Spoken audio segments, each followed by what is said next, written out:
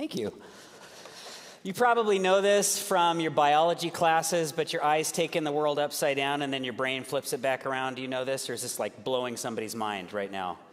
And there was this guy, Dr. George Stratton, who years ago decided to run this experiment. Maybe you've heard about it, where he created these lenses that keeps the world upside down in your brain.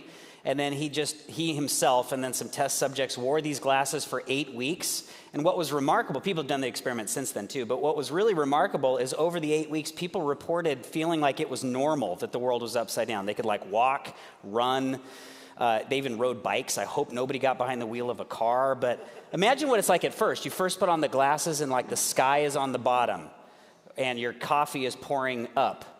But then if you stay with it long enough, it starts to feel like this is normal life, and I can move through life normally. And I only share all this as an illustration of what if there are some ways that you are used to operating, moving, seeing the world that are really actually upside down. But you and I have been doing it for so long, it just feels ordinary. It feels normal. I, for the longest time, was convinced that the lead singer of Toto would bless the rains down in Africa for a girl. Imagine my surprise when I found out that he would miss the rains in Africa. I'm not sure why that's more romantic than blessing the rains, but at least now I'm on point. I don't see Toto upside down. My family will tell you that a few weeks ago, this is their favorite story currently, they got a great laugh when they found out that I had another lyric wrong in a song. Beautiful song, but this one part of it had always frustrated me. I did not understand why in Edelweiss it said, "You look happy to me, to me." Thank you, Jacinta. She gets it. Now, some of you are like, that's exactly what it says. Whoever wrote that song, for some strange reason, decided to repeat the prepositional phrase, to me, to me. The phrase is actually to meet me, which makes a lot more sense. We're blowing minds like crazy. We're 3 minutes in. Now, just in case you think I'm the biggest idiot in the world, there's a friend of our family, just found this out too, this is great, who up until very recently thought that the Stevie Wonder song, the chorus said, "Science healed the liver, I'm yours." If you know the Stevie Wonder song, which, by the way, here's what's really funny, is that she also knows that the song is called Signed, Sealed, Delivered. I'm yours! But she would get to the titular moment in the chorus, and she would say, nope, we're going to talk about a medical miracle right now. Science healed my liver. I'm yours.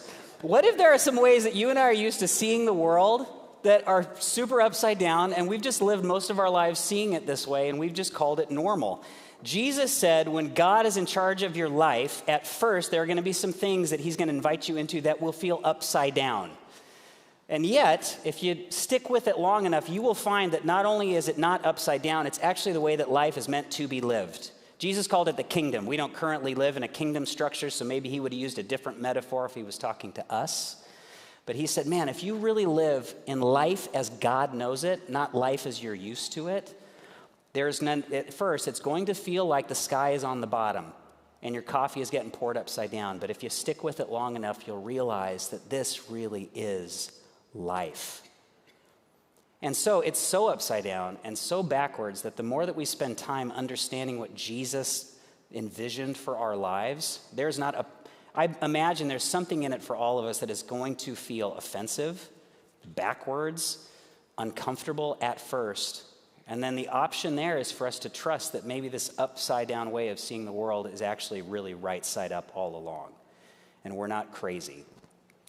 Today is one of those upside down but maybe really right side up concepts. And it's going to talk about how we see the world of our resources. Maybe you've seen this before, but there are some hunters in some regions of the world who have this really cool technique where they take a coconut and they bore a hole in it. And then they just wait. And there's a species of monkey, or they put a little piece of banana in it. That's an important part of the story. There's the bait. Then they just wait.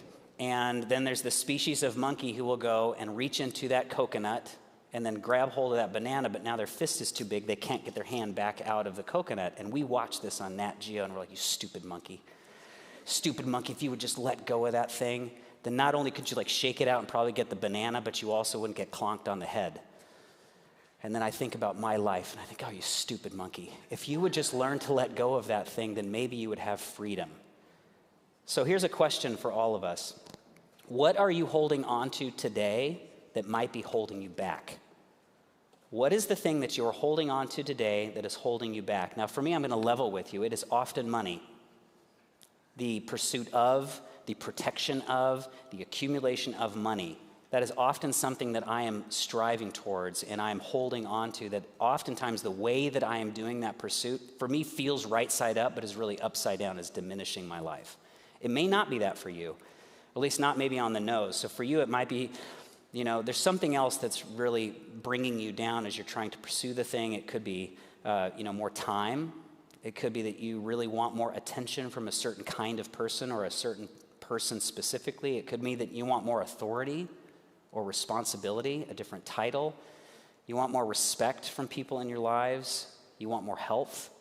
There's something that for you, it's like, man, so much of my life is consumed with trying to acquire this, accumulate it, protect it, get more of it. If we were to ask the people in your life, I wonder what they might say.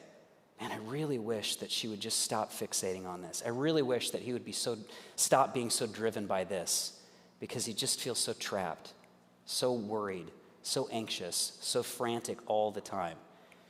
And today I want to draw us to this moment in Jesus' life in Luke chapter 12. We're going to read it in just a moment, but if you want to turn, if you have a Bible, you can turn to Luke chapter 12. We're also going to put the words on the screen so nobody loses track. Jesus is going to flip the script on how we think about what is going to ultimately give us peace and a sense of security and a sense of freedom, because God does not want something from you. And yeah, I'm going to talk about money today, but it's not because God wants something from you.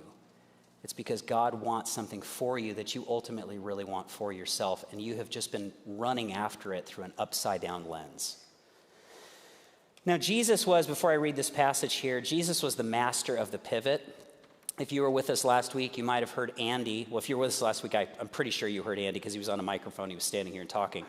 But Andy, barefoot, he was speaking from a moment right before this where Jesus was talking about some very big ideas like heaven and hell, life and death ideas. And then out of nowhere, this guy decides to ask a question that is apropos of nothing, had nothing to do with what Jesus was just talking about. This happens to Jesus all the time. It's like he's sharing something with you, and because of something that you just can't let go of, it's like, but I really want to know about this. And you kind of miss the forest for the trees.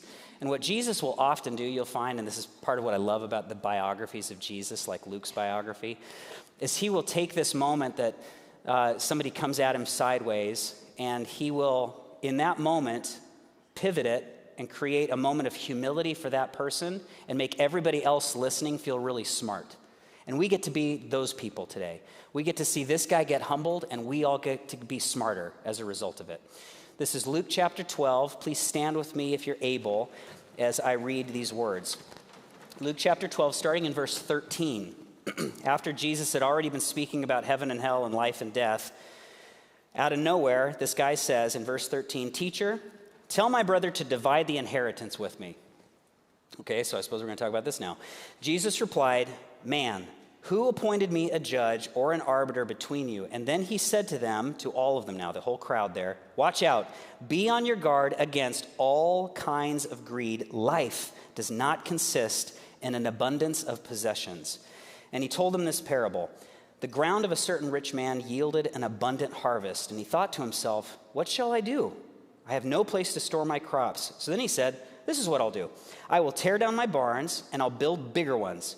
And there I will store my surplus grain. And I'll say to myself, you have plenty of grain laid up for many years. Take life easy, eat, drink, and be merry." But God said to him, "You fool. This very night your life will be demanded from you. Then who will get what you have prepared for yourself? This is how it will be with whoever stores up things for themselves, but is not rich toward God." This is the word of the Lord. You can have a seat. So the first upside down thing that I want to extract from this moment here is that more is actually not peace. That's the first upside down lens that I'd invite you to put on, look through it, and see what you see. What if more will not mean peace? And the reason I think this is so helpful and so timely for all of us today is because you and I are constantly told, and we reinforce it with our actions, that peace is going to come from getting a little bit more of the thing I don't feel like I have enough of. And then finally, I can relax. I can eat, drink, and be merry. If I had more money, if I had more control, if I had more time, if I had more affirmation. And Jesus said, I'm telling you, I get what you want here. I know that you want peace. I want it for you too. But you're not going to get it that way. That's upside down. So he's teaching. This guy blurts out, hey, teacher, tell my brother to divide the inheritance with me. Give me some legal adjudication right here. And Jesus, he just doesn't take the bait. Instead, he says to the guy, hey, watch out.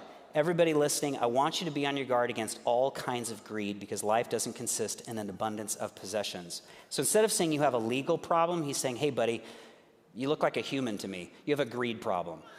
So all of you listening here, I think it's probably helpful to assume that somewhere in your life, you and I have a greed problem.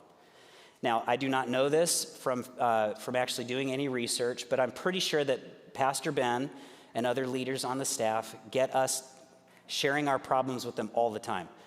Pastor, I have an anxiety problem. Pastor, I've got an addiction problem. Pastor, I've got a loneliness problem. I would be very surprised, you'd have to tell me, Ben. I'd be very surprised if he's ever had a meeting where somebody sits down, you know what? I've got a greed problem. I just want too much stuff. Maybe, I don't know, has anybody? Okay, not yet. Okay, great. But is it possible, and this is where maybe this is helpful, this is up for you to apply it to your life. It is possible that sometimes the presenting problem, the presenting symptom of I have an anxiety problem, I have a stress problem, I have an isolation problem, I have a worry problem. What if the actual underlying issue to that is that you and I somewhere in our lives have a greed problem? And how would we identify it? The way that you might diagnose it is if there's a constant whisper in your ear, how much more can I gain from this relationship or from this opportunity? How much more can I get out of this? Or if you feel like you have an abundance of stuff, there's a little whisper in your ear saying, like, how much do I stand to lose? How much could I lose? I need to protect it. Pull up the drawbridge, put a moat around the thing. How much could I lose? And that constant whispering, because you want some peace, you want a sense of I can finally rest well at night, might be nagging at you and creating the overwhelm and the frenetic activity and the stress and maybe some of that isolation. It's that fixation on accumulating things that might be reducing your humanity because you and I have been moving through the world using an upside-down lens. Some time ago, I was interacting with a man in our church right after the service. So after we'd finished up here, we were in the lobby, and he was sharing about how he had seen times of want and he had seen times of plenty, and he was experiencing greed in both. And the way he knew he's experiencing greed is because when he didn't have money, he was consumed with the idea and the longing to have more money. And when he had a lot of money, he had a really, really great year, he had never been more restless, desiring to make sure I don't lose what I've worked so hard to accumulate, what I've lucked out getting in some instances. I just cannot possibly lose it. So the fear that drove his behavior never left him even as he accumulated more. So what if more will not give you more peace? Now I'm not saying that you cannot get more, or they're not wise ways to accumulate more or to create more value in the world. I'm not saying that. But I'm just saying if by doing that, you're hoping that also peace will come with the program, you're probably chasing a vapor. More is not peace. I know that every instinct in us is saying that more will finally quiet the panic in my life.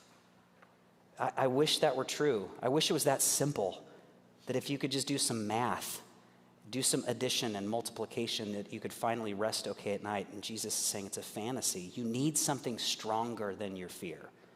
You need something stronger than your coping mechanisms of accumulating more stuff and protecting the stuff that you already have. You need something that can bear the weight of your purpose and your passion in life. So before we move any further, this is an opportunity for you to audit the voice that's driving you right now. Audit where greed might be driving some of your activity and your perspective here. I don't know where it is for you. I could probably guess where it is for some of us, but right now, where are you telling yourself, if I just had more blank, then I could finally rest? I'm going to pause for a few moments here because I want you to tag it. What is that thing that's going to be useful for the next 20 minutes together?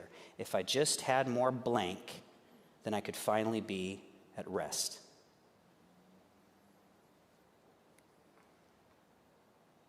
Maybe that'll be useful as we move forward. What if more of that thing is not going to give you the peace that you long for? The next upside down idea that I pull from these words here is, what if more of that thing will not create security for you? Will make life as bulletproof as you want it to be? I think the reason this is important is because in some ways, all of us are building lives of barns, of storing, of planning, of curating, and we're looking for some sense of like, finally, nothing can harm me. Nothing can take this away from me. I will finally be stable. My family will be stable. Their future is secure and protected. Now, again, I want to be very careful to say there are very great biblical concepts of making sure that you have margin, that you've planned ahead. Actually, the system of the tithe in the Old Testament was a system of doing that, of co-creating surplus together and margin so that when tragedy strikes and there are seasons where the harvest is not plentiful, there's resource to pay for that. So I'm not saying be unwise. But what if we're living life in such a way that I just need a little bit more so I can secure the borders of what I need to protect, and finally I will feel secure and strong and confident? Jesus tells this really interesting story to identify greed in our lives. The guy shows up and says, I want you to help me figure out the inheritance problem with my brother. And then Jesus said, watch out for all kinds of greed. And he tells a story. And I think there's two really interesting things about the story, the made-up story that Jesus decides to tell. Number one is, he's speaking to an audience probably for like most of whom are living harvest to harvest, paycheck to paycheck, barely scraping by. That was the agrarian society he was speaking to. There might have been some with abundance, but for the most part, they're living with razor-thin margin in their life. And he decides to tell the story of a wealthy guy. That's interesting to me. So at first, it doesn't seem relatable. But what is fascinating about that is if he tells the story of a wealthy man, he's probably telling the story of a guy who represents the more that everybody in his audience thinks they have. And that's a way for all of us to identify where greed might be showing up in our life. Because when we think about this wealthy guy, some of us have a reaction like, of course this guy's evil. Of course this guy did something wrong. Of course this guy's an idiot. That might be an interesting, like wherever you're offended usually is a pretty good breadcrumb to where you might be looking at the world upside down. There's also people who identify this guy like, wealthy guy. They're like defensive about him. Like, hey, don't be so hard on him. He probably worked hard to get there. That might be interesting to identify. Hey, maybe that's where greed is showing up in my life too, is because I want to secure things. He's doing the smart thing by building more barns. That's the first interesting thing. The other interesting thing about this is he shares a story where he says that there was a great harvest that this guy experienced. That means the abundance that he has was God's fault. Yeah, he worked hard. He's probably an effective farmer, and he had systems and teams and all that. That's great. But at the end of the day, in Jesus' story, God made this guy successful. So it's not like, from the story at least, we have no idea that he created this abundance immorally.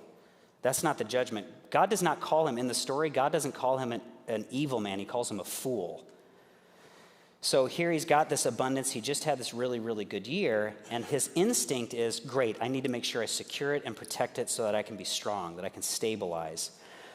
And I know that as I'm sharing this, there's people at all points on the economic or resource spectrum listening to these words. And whether you feel like you have a little or you have a lot of what you think you need and you want, all of us can free up some of what we want by identifying our own greed problem in this. I think the real problem with thinking that more will make you secure is that mindset often isolates people. One of the saddest parts in this made-up story of Jesus is where right before the end of the story, God says, who's going to get all this stuff? And there's not an answer to that question. And I wonder if in ways that you're trying to act wisely, under the banner of I'm trying to be wise with my resources, with my time, with my money, there's ways that you are actually pulling yourselves out of the work of God, the interdependence that your life is meant to be lived with God and with others. The resource that others could be to your life in other ways that you might be experiencing some lack, or the resource you could be to other people's lives. Because what if life is not meant to be lived in the abundance of resources, but the abundance of community? What if real life is meant to be lived in the abundance of impact that we could make together? And whether you feel like you have a little or a lot, I think the real lie is that you don't qualify to be a part of that beautiful picture, that beautiful life that God is creating because you feel like you lack. What if everybody could participate in that? I think that might be the real struggle with feeling like you need to get finally enough of the things so that you can finally feel secure and confident.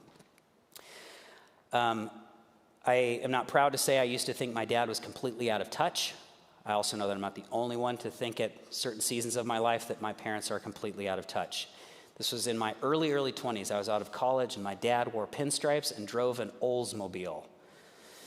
It's right there in the title. It's like irrelevant mobile, Oldsmobile. That's what Dad did.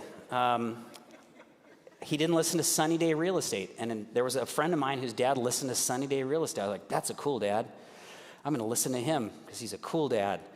So I've now got a 20-year-old and a 16-year-old, and they're entering into that phase of life where it's like, I know that I'm not the first person you're talking to. I get it. That's just part of development. I found myself saying recently a lot to my daughters, just because I'm your dad doesn't mean I'm wrong. But it's okay. It's natural. Yeah, you can take that to the bank for you if you want. But they were just cooler people for me to look up to. And right at the height, in my early 20s, of my dad's irrelevance in my life, I was talking to my mom. Dad wasn't there that night. And you have to understand this little context. Dad had always provided very well for us. He worked his butt off. He had a career in wealth management, and he always made sure that the bills were paid, they had a roof over our heads and all of that. But there was a season where things seemed to be tighter than normal, like in a very obvious way. We actually ended up pulling my sister out of college because money was a little tight, and I didn't ask why. I don't think I cared to ask why in that moment of my life, but there was this one night that my mom explained that one of Dad's associates, not in his company, but a guy that he worked with, had done a Ponzi scheme, and swindled a bunch of clients out of their entire savings. So people who had entrusted their financial security to this guy, he ended up buying yachts and boats and embezzling money, all sorts of horrible things, wiped out years of hard work of these people.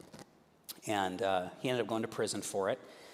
And then my dad did something that nobody expected, something that frankly he did not have to do. Nobody would have blamed him if he didn't do it, but he decided to use his own resources. He and Mom, in collusion, decided together we're going to use our resources, our own savings, to help some of these victims recover.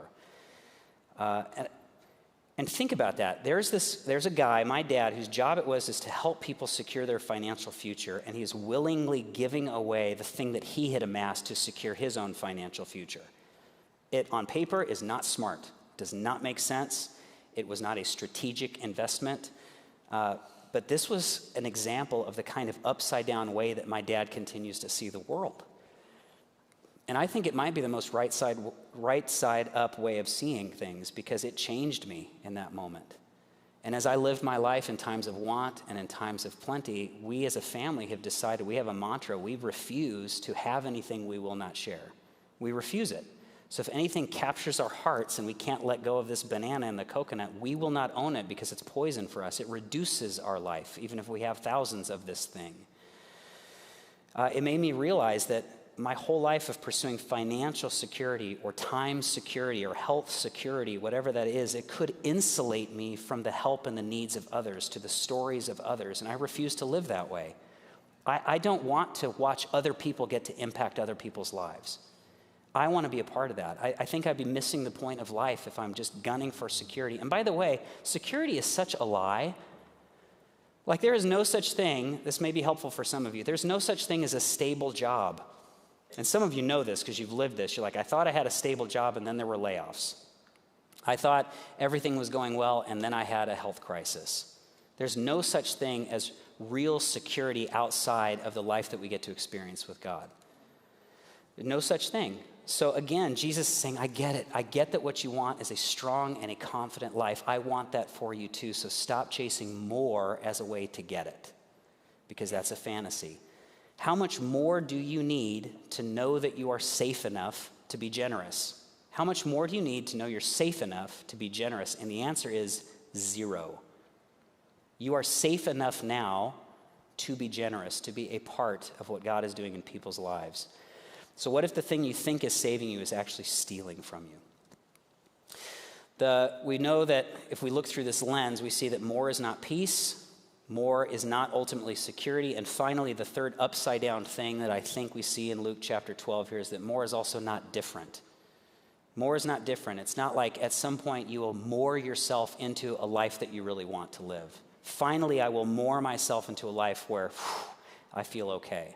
I will moor myself into a life where I feel at peace, where I'm free from jealousy.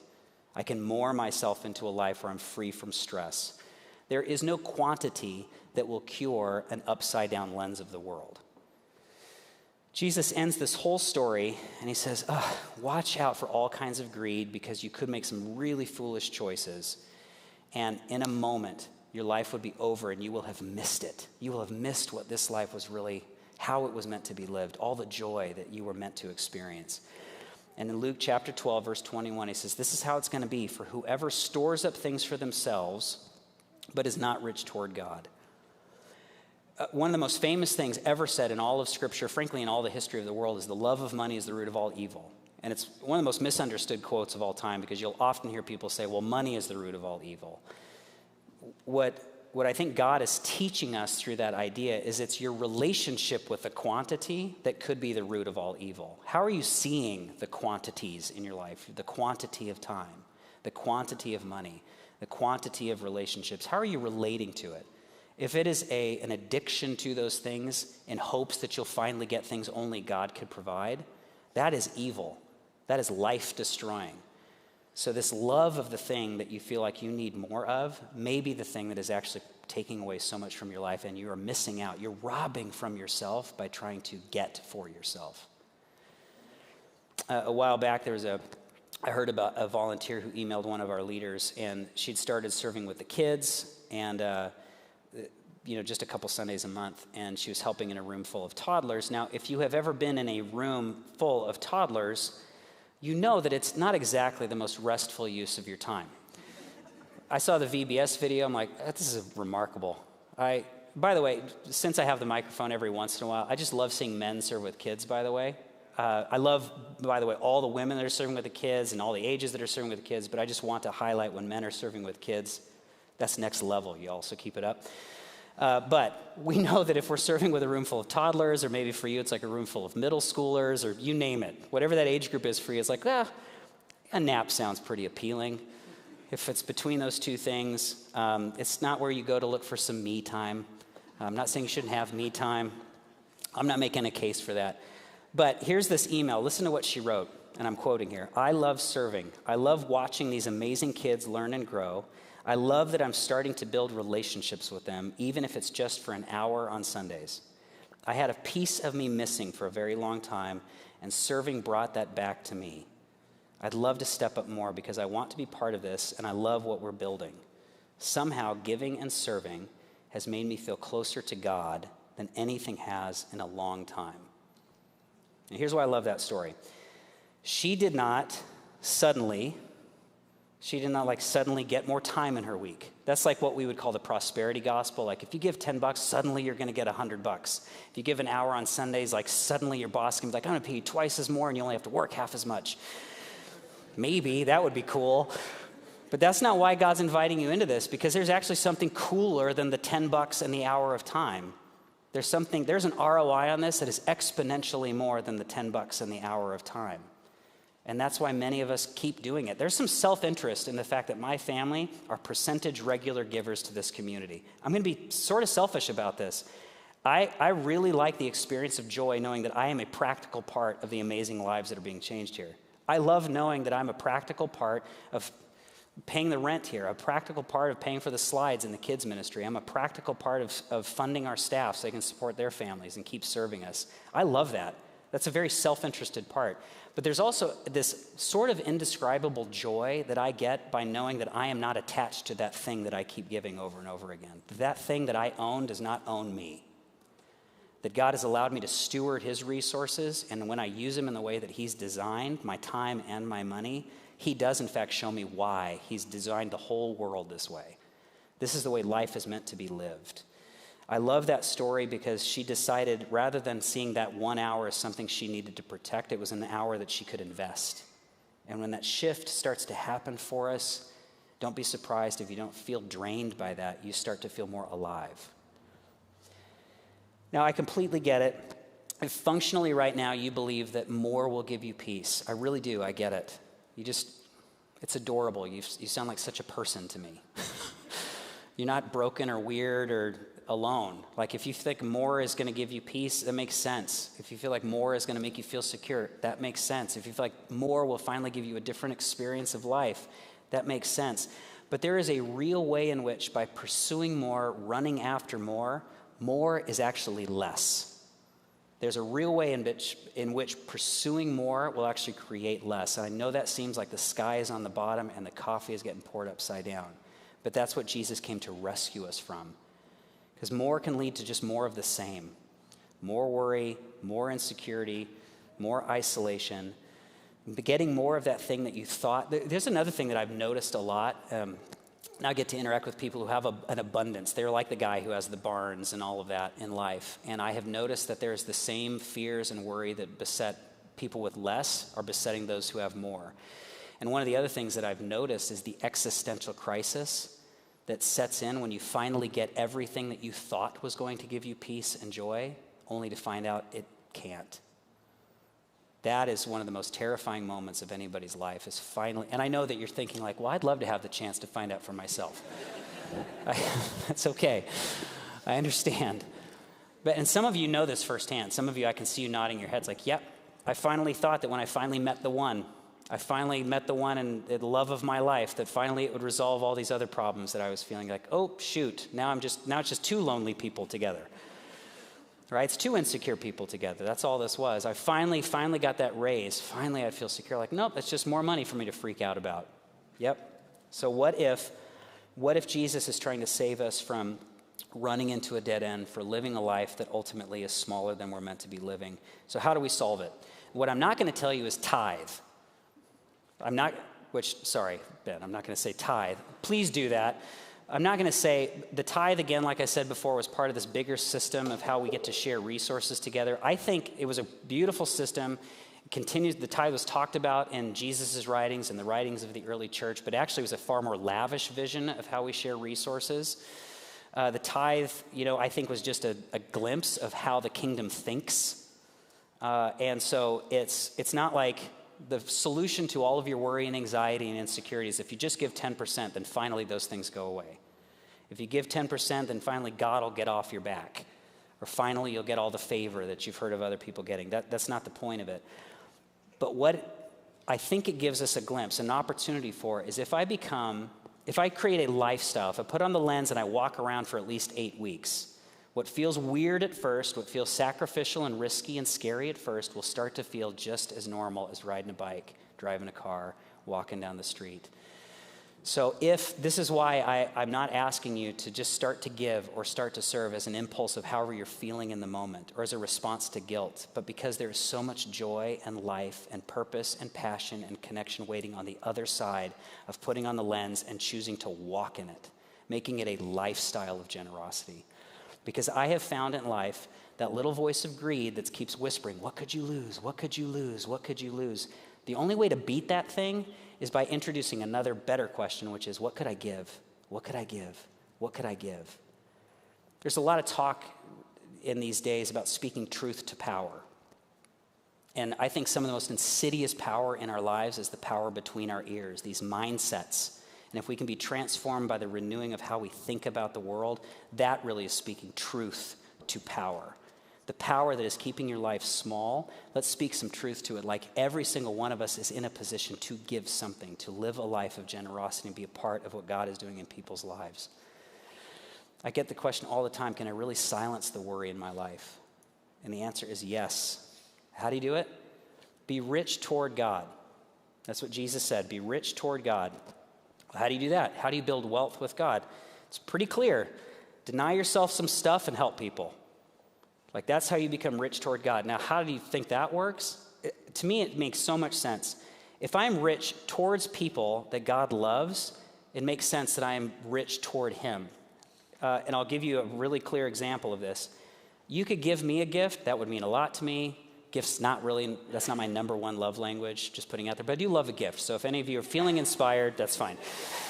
You could give a gift to me, you could be generous to me, you could give me some of your time, and that would mean something to me. If you were to give a gift, be generous, help out my wife or my daughters, that means exponentially more to me. Because you are giving towards, you are rich towards people that I care deeply about. That is precisely what God wants to give us an opportunity to do, to be a part of Him loving each other. Imagine waking up tomorrow knowing that the stuff you own doesn't own you. It's been entrusted to you to get to be a part of the joyful, beautiful, expansive work of God in this life.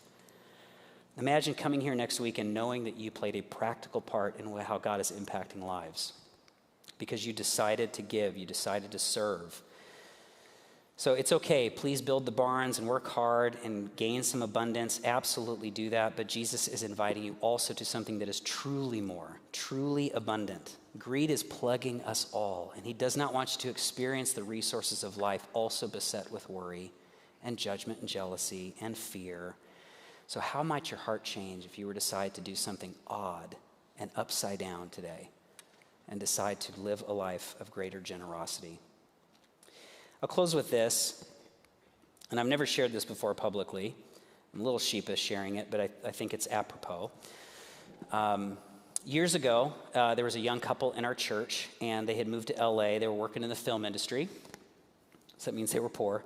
They were hustling all over the city, living on really tight margins, but they still, to their credit, they still decided to give regularly a percentage of the little bit that they were earning and to serve. They were constantly volunteering in the church. And that's not why what happened next happened, but I just think that was so inspiring to me. Their car was their lifeline, and it was super old. They didn't really have extra cash for maintaining the car, and eventually, of course, the thing broke down, and the cost to fix it was more than the cost of the car, more than it was worth. And so my wife and I, we prayed about it, and we had a car. And this is before I was doing what I was doing now. I was a pastor at the time, and I was making about as much money as that sounds like. But we had this car, and it was nothing fancy. It was not new, but it was reliable, and I planned on driving it for many, many more years. But my wife and I were praying about it, and we're like, you know what? Let's just give them the car. And we had a plan on how we would get another car. So this isn't one of those stories like, I just took a flyer, and I hope that God would provide.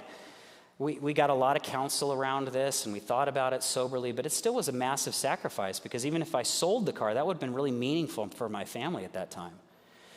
And we decided, you know what, I don't know. I think that God is calling us to give our car to this couple. And so we did. We just gave them the car, no strings attached.